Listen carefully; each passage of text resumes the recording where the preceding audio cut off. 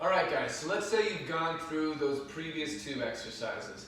You tried the one against the wall, and if that was hard, then you worked on it and it got easier, but you're still having issues with being able to get to the full depth of your squat that you'd like.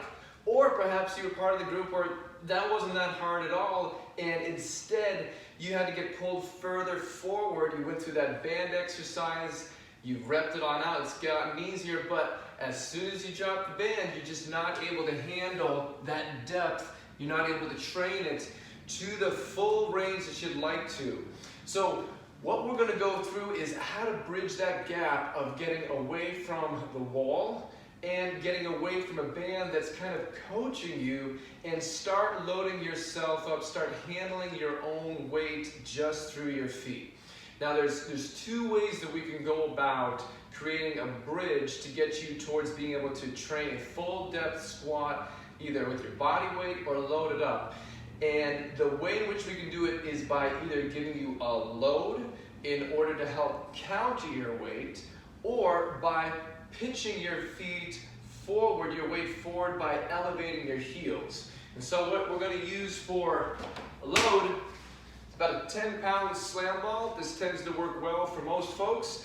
And what we're going to use for elevating your heels is this half-cut foam roller, but I tell you what, a 2x4 works great. And so we'll go through the different ways in which you can use these two things to serve as a way to get away from the wall and away from the bands. Alright, so here we've got that 10-pound slam ball, a 10-pound medicine ball, and what we're going to do is we're going to use it not as a form of resistance to make your squat harder. We're going to use it as assistance to help steady yourself for that full depth, and it's really simple. If you've already gone through the work of getting your weight flat through your feet, that's where you're beginning at the top of this movement. And as you go down into a squat, what you're going to do is reach the weight away in order to help counter your own body weight, and ideally actually make it easier for you to feel into how to navigate folding your body into this full depth squat position, and then how to return to fully upright. So the weight is there to assist you being able to sense what to do. For some folks, it's just a process of learning how do they organize themselves into that full depth and then all the way out. Often we'll see things where the hips go back or the knees go at different times. It's very simple if you've got some sort of load out there to help coach where does your body have to go in order to fold all the way down into it. The way in which one person may have to fold in won't necessarily be the same as another. A movement for a squat is always going to be vertical, straight up and down, but some folks tend to have really long legs and short torsos. Others have a longer torso and shorter legs. So the way in which their body is going to fold will look very different. But regardless, it's straight up and down, and giving yourself a counterweight to better sense how do you have to navigate that can sometimes be incredibly helpful. If your weight is above like 250 pounds, say, you may need a bit more of a counterweight than 10 pounds. And it's really trial by error. You don't want your arms working terribly hard out there, but you want that weight to help make it a little easier for you to feel just how to get your hips back. How far do your hips have to get back when you do it? So that's adding a counterweight, and the way that you advance it is you get a pretty good sense, and then you can simply reach with your arms and you have a better idea of how to organize it. That's how you would advance and progress that activity, and then you're beginning to have some semblance of a full depth squat. The other way in which we can get you away from the wall, away from having that band assist, is to elevate your heels. And here we got that half foam roller, but like I said, 2x4 works great. And this tends to work really well regardless if you were part of the club that was more pitched to your toes or more pitched to your heels. The folks that tend to be a bit more pitched to their toes, well, this just brings the earth to you. You like it here. You can navigate life pretty good up on your toes, so it plays to your advantage.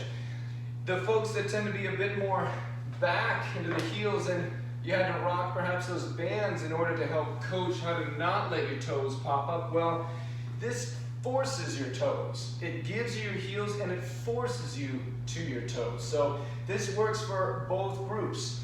And literally what the majority of folks that do struggle with a squat find is when you get into this position, you're able to just sink on down much more easily than you would otherwise. You may have to really reach your arms to counter your weight, but you're able to navigate it a lot easier. You may even need to use that counterweight in combination with the heels elevated for it to work. Reaching on out, down and then back. The goal with these two modifications is to make both your squat possible and easier just to feel into and rep out. And as it gets easier, then you take away the heels elevated, you take away the counterweight, and you can handle your own body weight, even an external load. Some folks really do well keeping the heels elevated for a period of time and actually thrive off of beginning to load up their squat in a very heels elevated position. And the easiest way to do that is to do more of a goblet squat. Now, you can hold a dumbbell or a kettlebell. I've got a kettlebell here, and you can certainly do it by holding the horns, but what I often find works well for most folks is to flip it up and down. You have to push into the kettlebell the way in which it asks your arms to sort of be held away and on your torso. It tends to work a lot better than when you're holding it by the horns. So this is a really simple way for someone that's been struggling with their squat for a while to, once they get to this point, load it on up and be able to start doing a loaded squat in a way that, well, it's a lot easier for them to organize, it's a lot easier for them to take on. So those are some very simple things that I often find helpful with folks, and they're very simple for you to take on and try out on your own. If you struggle with any of this, I would go back to those previous activities and make sure that you really did master them before writing any of this off. Make sure that if you're more of the wall sit challenged individual, you really can get into your heels. Or if you're more of the walking wall sit, the person living in your heels, you really can get off of them and get your feet flat on the ground. So rep out that band exercise. Those are precursors to this. And if you don't have those underneath your belt, then this really isn't appropriate for you to jump into. So if you do jump into it and you feel frustrated with it, of course, reach out, and I'm glad to help in any way that I can, but I'd make sure that you got those under your belt first. So hopefully that's helpful, and if you got any questions, please don't hesitate to reach on out. Regardless, I hope you're well.